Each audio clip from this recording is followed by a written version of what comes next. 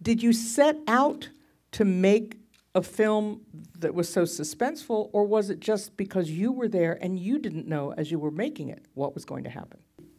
As we were experiencing this for 5 years, there were so many twists and turns and uncertainties going into it that we always sort of had this knot in our stomach, not knowing what would happen. So we wanted to recreate that, and as we started working with Kate, we were so lucky that she's so good at creating that, because it is such a challenge, I think, to draw a story that is drawn out over 5 years with so many characters and so many different settings, and recreate that sense of tension, which I think we were really lucky to have Kate on board for. And Kate, you worked on documentaries, including the Jimmy Carter Man from Plains, so you had a sense of how to tell a story without giving everything away, I guess. There was tension in the editing. We didn't know what the end of our film was going to be. We were prepared for the worst, but hoping for the best, as you always say. But and I think that the other crucial thing is that in the interviews, they didn't know either. So they were interviewed before the decision had been made. So we began documenting it in May of 2009, I think it was, right after Prop 8 passed. And we knew somebody at the American Foundation for Equal Rights, so we went through the foundation, and then we obviously had to get Ted and David on board. And we're so grateful to Ted and David, because it goes against every bone in a lawyer's body to allow a documentary crew to follow a process this closely. It's just not part of their nature. But I think both Ted and David recognized the fact that, especially when the trial wasn't going to be broadcast, that our documentary would be a way of getting this story out to the American people, so they saw it more as an educational tool. But we were filming hundreds of lawyers. And the fact that Ted and David led the charge and said this documentary crew is going to be here, this is going to be a good thing, let's encourage transparency, almost all the lawyers were open to us filming at all time. Over the years, I've gotten used to 200, 300, 400 hours. But in this case, we didn't really have time for me to look at everything, although I usually try to, or watch as much as I can, or watch with the director so that we can be selective. We were fortunate we had Karen Bortz, who watched everything and logged the footage, and she was good in isolating all those highlights. But I think by the time all the highlights and selects were boiled down, maybe like 200 hours that we waded through. Yeah. And then that's normal. That's 1% of that ends up on the screen. So how ruthless are you? No, it's more like, I like to think of it more like sculpture, that you're whittling away and shaping it and shaping it and shaping it, and then it ends up just exactly the way it was meant to be.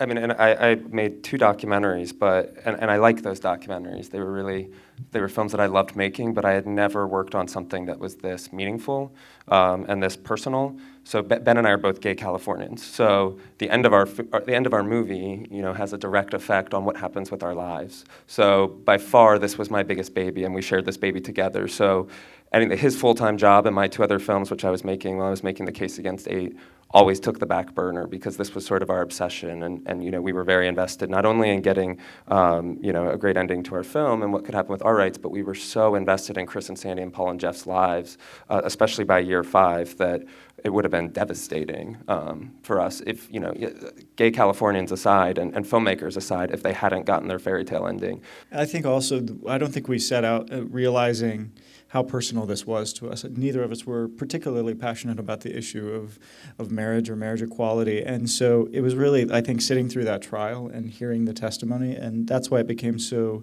important for us to recreate what was happening in that courtroom, because it did, I think, for everyone sitting in that courtroom, you see, it clearly had an effect on David Blankenhorn, it had an effect on Chuck Cooper, who, after the film was finished, it came out that his daughter is marrying another woman and he's throwing her a wedding.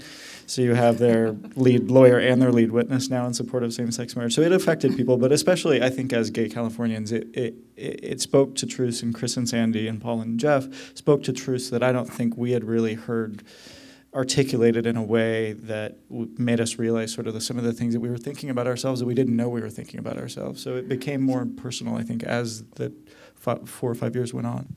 Well, I think we always knew that the plaintiffs were the heart and soul of the film, and their preparation those scenes where the lawyers are preparing them for trial were really going to be the way that their story was going to be told. That's how we told their backgrounds, their life stories, their love stories, met their families.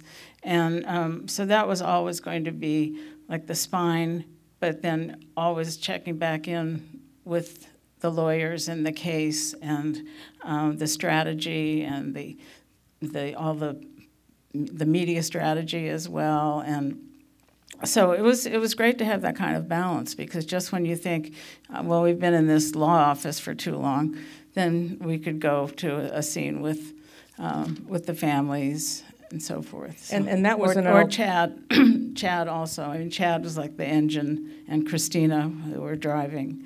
Ben and I decided very early on, as a common directorial vision, that we were not going to make an advocacy film. We were not going to make a movie about whether gay marriage was right or wrong and tried to cover all sides of an issue. We were making a character film about a team of people, and we were lucky to get the access to that team of people and exclusive access, but there was a lot of confidentiality involved with that. And so if we had tried to embed ourselves on the other side too, we would have definitely lost access to the side that we did shoot.